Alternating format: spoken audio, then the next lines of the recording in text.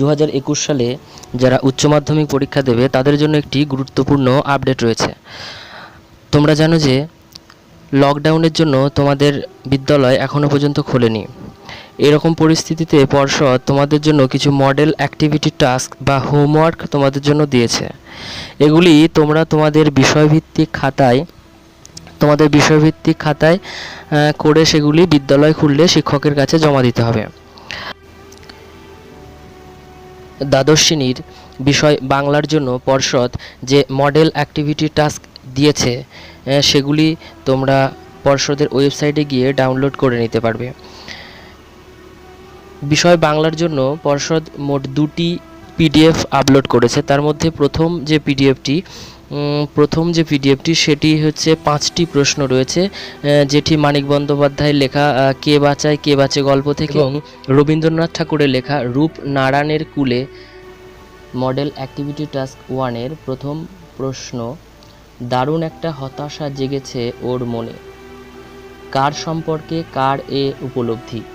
এর উত্তর হবে মানিক বন্দ্যোপাধ্যায়ের লেখা কে বাঁচে গল্পের কেন্দ্রীয় চরিত্র মৃত্যুঞ্জয়ের সম্পর্কে তার স্ত্রী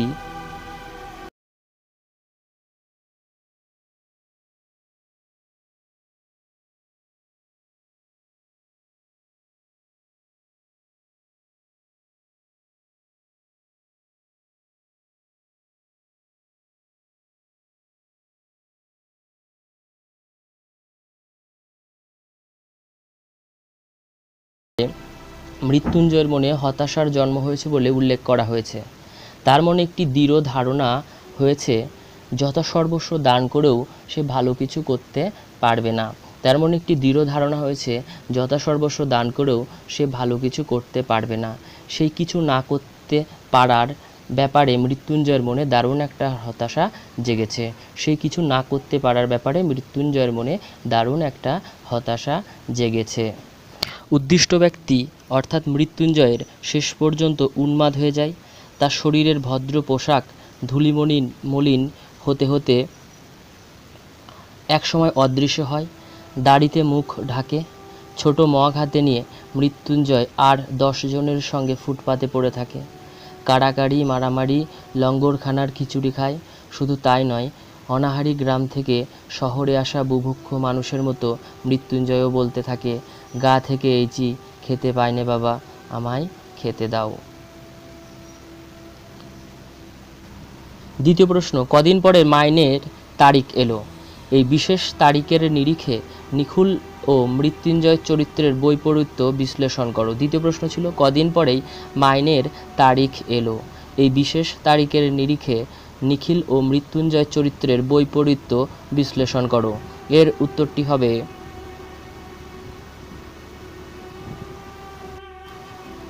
মানিক বন্দ্যোপাধ্যায়ের সাহিত্য ভাবনা 30-এর দশকের ফ্রয়েডীয় মনোবিকলন তত্ত্ব দ্বারা প্রভাবিত, আবার 40-এর দশকে মার্ক্সীয় দর্শন দ্বারা চালিত। নিখিল চরিত্রটি 30-এর দশকের মানিক বন্দ্যোপাধ্যায় আর মৃত্যুঞ্জয় চরিত্রটি 40-এর দশকের। মৃত্যুঞ্জয় মাস মাইনের সমস্ত টাকা রিলিফ ফান্ডে দিয়ে দেয়। নিখিল প্রতি মাসে 3 জায়গায় পাঠানোর সাহায্য 5 টাকা করে কমিয়ে দেয়। 3 জায়গায় পাঠানোর সাহায্য 5 টাকা করে কমিয়ে তার রিলিফ ফান্ডে দেওয়ার কথা ভেবেছে। ভুরি ভোজন বাদ দিয়েছে, তবে নিজের বেঁচে থাকার জন্য যেটুকু খাওয়া প্রয়োজন তা সে গ্রহণ করবে, কারণ নীতি এবং সমাজ ধর্মের বিচারে 10 জনকে খুন করার চেয়ে নিজেকে না খাইয়ে মারা বড় অপরাধ। একথা মনে করেছে কে? একথা মনে করেছে হচ্ছে নিখিল। অন্যদিকে মৃত্যুঞ্জয় চরিত্রেরটি ছিল হচ্ছে নিখিল চরিত্রের ঠিক তার বিপরীতে। নিখিল যেটা ভেবেছে মৃত্যুঞ্জয় ঠিক তার বিপরীত দিকটা ভেবে মৃত্যুঞ্জয় বলেছে। অন্যদিকে মৃত্যুঞ্জয় নিখিলের মতো এত যুক্তি বুদ্ধি এবং কথার মারপ্যাচের বিশ্বাসী নয়। অন্যদিকে মৃত্যুঞ্জয় নিখিলের মতো এত যুক্তি বুদ্ধি কথার মারপ্যাচে বিশ্বাসী নয়। বাস্তব বোধ ও আত্মরক্ষার এই তত্ত্বকথা তার কাছে অর্থহীন মনে হয়। তাই অসহায় মানুষের পাশে দাঁড়িয়ে তাই অসহায় মানুষের পাশে দাঁড়িয়ে কেবল মানবতার খাতিরে সে নিজেকে তাদের মধ্যে বিলীন করে দেয়। এখানে কিন্তু মৃত্যুঞ্জয় আর নিখিল চরিত্রের মধ্যে মূল বৈপরীত্যর বিষয়টা রয়েছে। তোমরা একটা কাজ করতে পারো, এই লেখাটি তোমরা স্ক্রিনশট দিয়ে দিতে পারো, বা তোমরা পিডিএফ চাইলে আমাকে SMS করেও পিডিএফটা নিতে পারবে।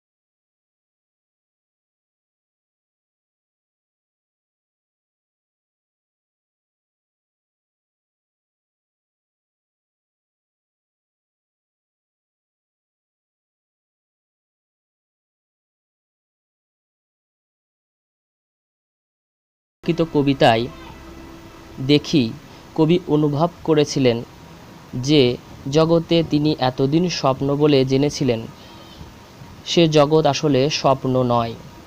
রূপনারায়ণের কুলে নামাঙ্কিত কবিতায় দেখি কবি অনুভব করেছিলেন যে জগৎকে তিনি এতদিন স্বপ্ন বলে জেনেছিলেন সে জগৎ আসলে স্বপ্নের জগৎ নয়। কঠিন দুঃখের তপস্যায় কবি সত্যকে চিনতে পেরেছিলেন। মৃত্যুর ছলনা জীবনের গতিকে কখনো রুদ্ধ করতে পারে না। তিনি উপলব্ধি করেছিলেন দুঃখের তপস্যার মধ্য দিয়ে জগৎকে চিনতে হয়। মৃত্যুকে কবি ভয় পাননি, বরং মৃত্যু তার কাছে সুন্দর রূপে ধরা দিয়েছিল।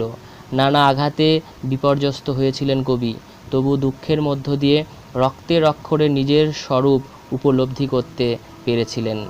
তিনি অনুভব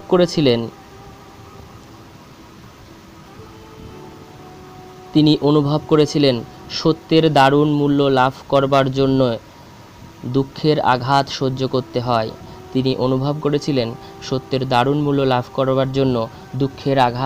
করতে হয়। জীবন দুঃখময়, সে জীবন কখনো স্বপ্নচারিতায় আবদ্ধ থাকতে পারে না। অলীক কল্পনার জগৎ একসময় ভেঙে যায়। ক্রমাগত দুঃখ, আঘাত, দ্বন্দ্বের মধ্য দিয়ে জীবন এগিয়ে চলে।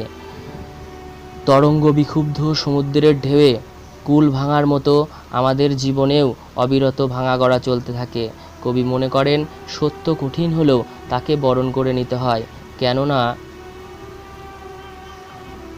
কেননা নিত্য দুঃখের মধ্য দিয়ে কঠিন যে সত্য তাকে আবিষ্কার করা যায়।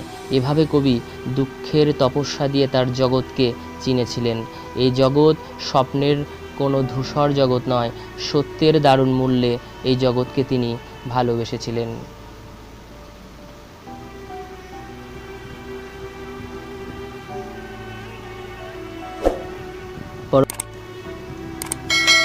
পরবর্তী প্রশ্ন, সকল দেনা শোধ করে দিতে। দেনা কিসের, কিভাবে তা শোধ করা যাবে বলে কবি মনে করেছেন? সকল দেনা শোধ করে দিতে, দেনা কিসের, কিভাবে তা শোধ করা যাবে বলে কবি মনে করেছেন? তার এই মনোভাবটি কোন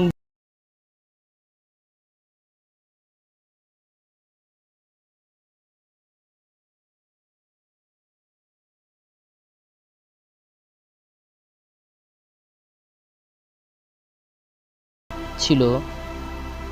এই দেনা কিসের? উত্তর হবে এখানে দেনা বলতে কবি রবীন্দ্রনাথ ঠাকুর সারা জীবন ধরে যা যা অর্জন করেছেন তাকেই চিহ্নিত করেছেন। দেনা বলতে রবীন্দ্রনাথ সারা জীবন ধরে যা যা অর্জন করেছেন তাকেই তিনি দেনারূপে চিহ্নিত করেছেন। আর এই দেনা কিভাবে শোধ হবে তার উত্তর হলো জীবনে প্রাপ্ত সমস্ত কিছু নিজের সঙ্গে মৃত্যুর কাছে সমর্পণ করে কবি জীবনের সব দেনা মৃত্যুতে শোধ করবেন বলে মনে করেছেন। অর্থাৎ মৃত্যুর মধ্য দিয়ে তিনি কিন্তু জীবনের সকল দেনাকে শোধ করতে চাইছেন। এর পরবর্তী অংশের উত্তর যেটাই ছিল তার উত্তর হবে সত্য লাভ কখনো বস্তুগত ব্যাপার নয়, তা বাস্তবে বহু লৌকিক ঘটনার মধ্যে দিয়েই আসে। প্রকৃতির সাহচর্যেই আমরা প্রতিনিয়ত নিজেকে খুঁজে ফিরি, জানতে থাকি। প্রকৃতির দেওয়া ক্ষমতার বলে আমরা সত্য জ্ঞান লাভ করি। কৃতজ্ঞ মানুষ তাই জানে জীবনের আবির্ভাবে যে দেনা তা শোধ করার একমাত্র পন্থা অনিবার্য মৃত্যুতেই খুঁজে পাওয়া সম্ভব। অর্থাৎ মৃত্যুর মধ্য দিয়ে কিন্তু আমাদের জীবনের সকল দেনা কিন্তু শোধ করা যায়। কারণ বিশ্ব প্রকৃতি সত্য মিথ্যার পার্থক্য নিরূপণ করে, মানুষের জীবনে সমৃদ্ধি ঘটায়। তাই সেই প্রকৃতিতেই স্বাভাবিক মৃত্যুর মধ্য দিয়েই শোধ করতে হয় সমস্ত দেনা। অর্থাৎ কি বললেন লেখক বললেন যে বিশ্ব প্রকৃতি সত্য মিথ্যার পার্থক্য নিরূপণ করে এবং মানুষের জীবনে সমৃদ্ধি ঘটায়। তাই সেই প্রকৃতিতেই স্বাভাবিক মৃত্যুর মধ্য দিয়ে শোধ করতে হবে সমস্ত দেনা।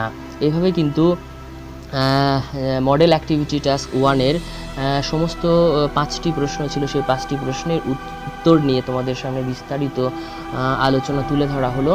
এবং পরবর্তী ভিডিওতে তোমরা এর যে দ্বিতীয় পার্ট অর্থাৎ দ্বিতীয় PDF এর যে অ্যাক্টিভিটি টাস্ক আছে 6টি প্রশ্ন, এর উত্তরগুলিও তোমরা পরবর্তী ভিডিওতে পেয়ে যাবে।